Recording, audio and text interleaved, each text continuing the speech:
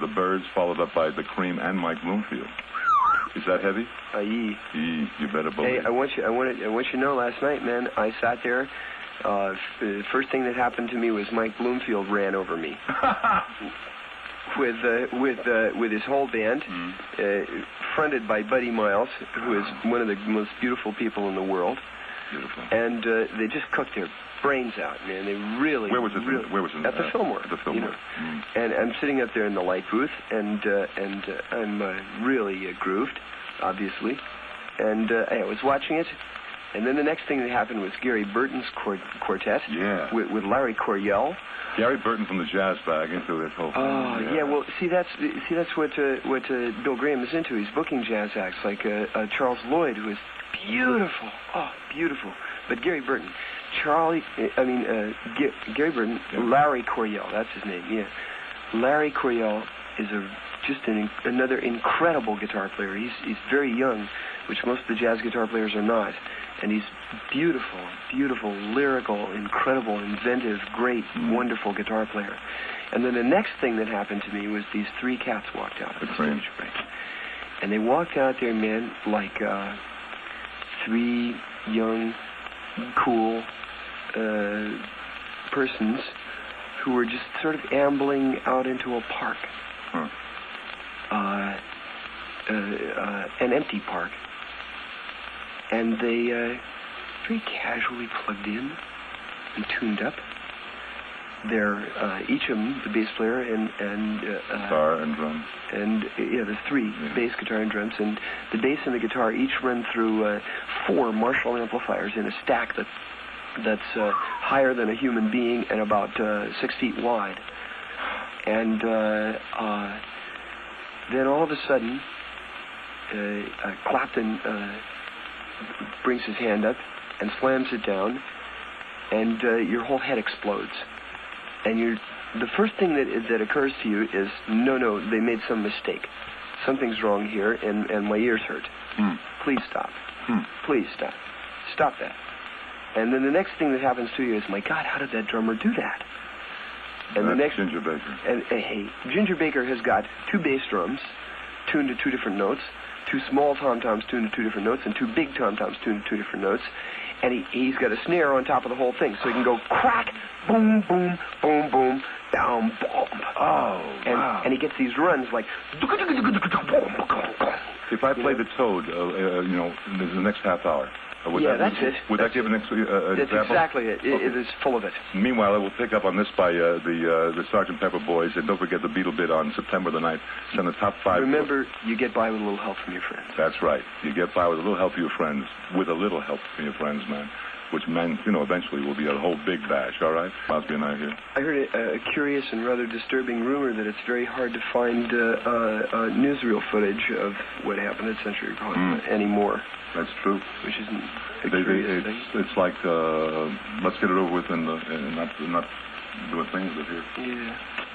Bad shtick. I wanted to finish the article, and then we'll go back to play a thing by the... Yeah, that's a good article. Isn't it? It's a fantastic article. I left off a while back. We're talking about the article where the Beatles in the Sunday London Times say now they have given up drugs. It's written by Hunter Davis. Well, no, you got it straightened because they didn't say it. No, the paper said this paper said it true. Right. Well, there's a quote in here from them. They do say it earlier in the article. Paul says it was an experience we went through, and now it's so we don't need it anymore. We think we're finding other ways of getting there.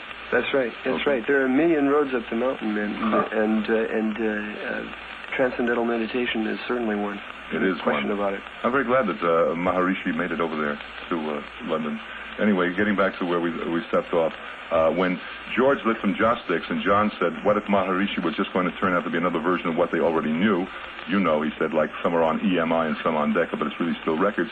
And George, who was the most knowledgeable, said he didn't think so. He felt this was going, now we turn to page 3. I love the English paper stock.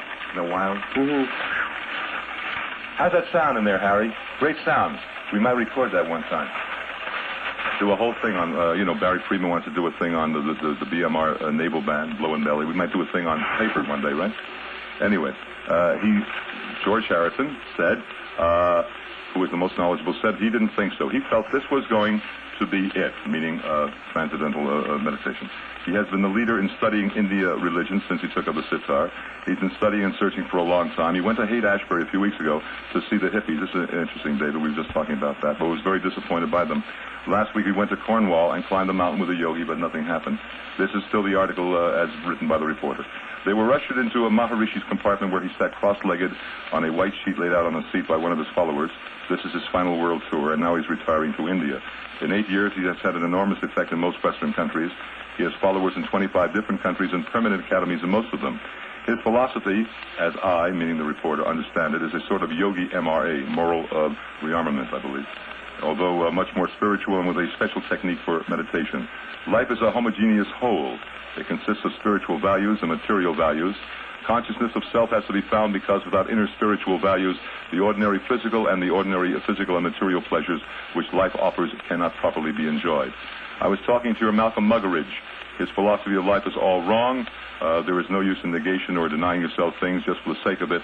That is not a philosophy of life, not the magazine, but life. Bangor was pandemonium, but amidst all the thousands of shrieking teenagers, there were little huddles of very genteel middle-aged ladies clutching flowers, waiting to welcome Maharishi. And at the college, his 300 followers, members of his International Meditation Society, were also the same genteel officer-class background. This is a reporter observing it according to his own particular background. And all clutching flowers as well. It was surprising to realize that while teenage flower power had all the publicity, there are many more ordinary adults up and down the country similarly looking for spiritual guidance. For ordinary adults up and down the country who will read up and down the world. Yeah. And we'll get back to the Haight-Ashbury bag becoming a bummer. Yeah, well, I can understand that. Actually, I think that is more the paper's editorial viewpoint, because I talked to Derek, and he was with George when he was up there. As a matter of fact, it was... Derek Taylor, that is, yeah. I, among other people, was one of the people who told George to go up there and look for himself, because he wanted to know what was going on. And... But see, I've gotten a lot of reports back lately from people like, for instance, the Grateful Dead are moving out. Is that really? Is that yeah, true? heck yes, man. Hey, listen, you know what happens when you take the national media of a country and focus them on one particular area and say, this is where it's happening, baby? You know what happens?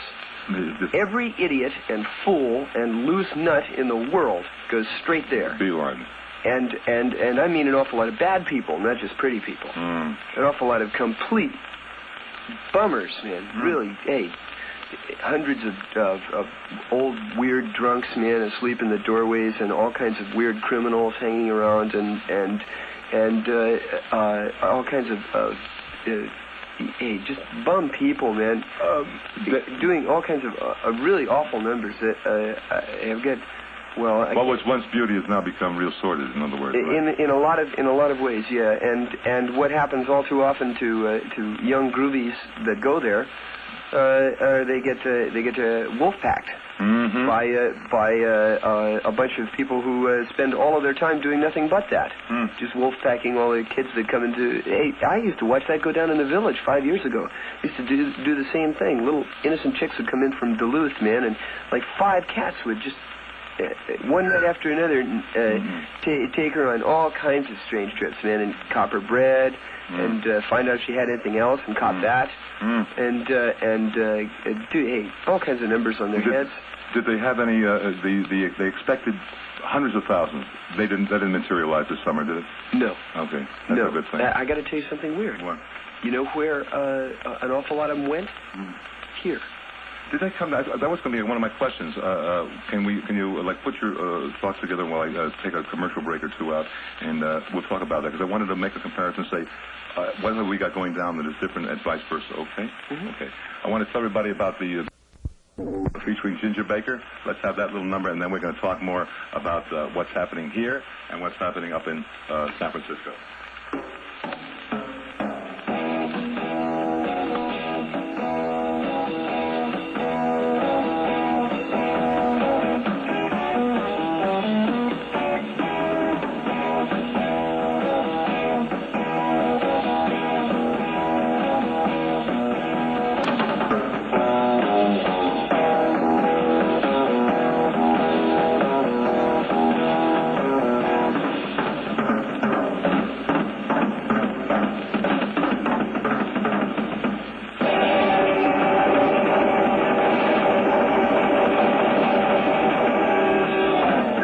little taste of the Toad by the Cream.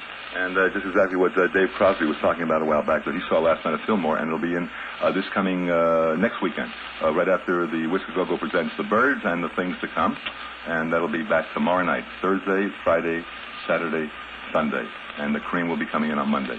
So you want to see what's really happening, you go there to the Whiskey Go-Go tonight, Gene Clark's closing, the Byrds back tomorrow, and with the Things to Come, and then the Cream and Mike Bloomfield. I almost forgot that little shtick.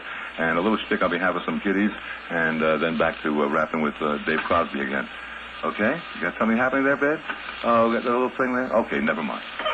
I'll do a little number here. Who can resist the tears of a child, the tears of a hungry little boy in India who has no one to give him food, and the tears of a homeless little girl in Korea who has no one to love and care for her? So if you'd like to help feed a hungry child, help give a homeless child a home with loving care, thousands of children need help, and help one little child by writing Christian Children's Fund, Richmond, Virginia. Christian Children's Fund, Richmond, Virginia. Labels and everything is all right. Okay. Where were we at? We were talking about what? Mr. Dave Crosby of the Byrds. You know that there are children in India and in Africa and in Saudi Arabia and in China and in Southeast Asia dying every minute because they don't get any food. And do you know that the United States has miles and miles of huge barges full of grain, full surplus of grain, yeah. rotting, going to waste. It's bad news. That's an ego problem, man. Yeah, it is an ego problem. It has to do with what we've got going down here. Yeah, that's hideous, man. That just blows my mind every time I think of it. Yeah. That's going to change, Dave. There's some other ones, man. Can I drop a couple? Sure. Maybe they'll FCC us, but maybe not. Do you realize that if we took the defense budget of the United States and spent it on cancer research for 1 year, we'd beat it? That's right. Heart disease for 1 year, we'd beat it? We talked about this in reference to space exploration. Space exploration, man. We would have been on Mars last week. A week ago Tuesday, we would have had 6 people there in a tent looking around. And hey, see, now dig it. It's still all a communications problem, and it's still all just people trying to get elbow room. There's 800 million rice eaters in your back pocket, man. The world is the size of a golf ball, and all those people need room. And there is all of that room out there, man. Millions and millions of planets. Millions of them. And all we got to do is think up the gadgets to get there. And every time we've had to think up the gadget before we were able to, you can't fly. Sure, tell it to Curtis Wright. Yeah, I told the Warble and told the Wilbur. It'll never get off the ground, but it did. No, I think that's going to change, Dave. You know, the times are. Going back to that one beautiful thing, the times they are changing. We know it. We're living it. We're evolving in it. They are, but ever so slowly, and it tears me up, man, to think about those just complete iniquities, those complete wrongnesses that are sitting there screaming, man.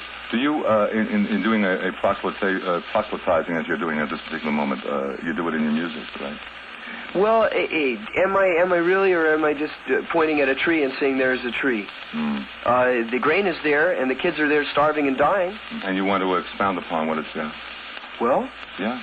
I mean, that's not politics, is it, really? No, it's not politics. It's children dying and grain in a boat rotting. It's an honest-to-goodness, I can't exposition of your views, and it's right. I don't see how... But there are more people who think that way than you imagine, and you come across Seems to be that. I must tell you now that there's a major change in what's going on in national policy in the world. It seems that now the major news media...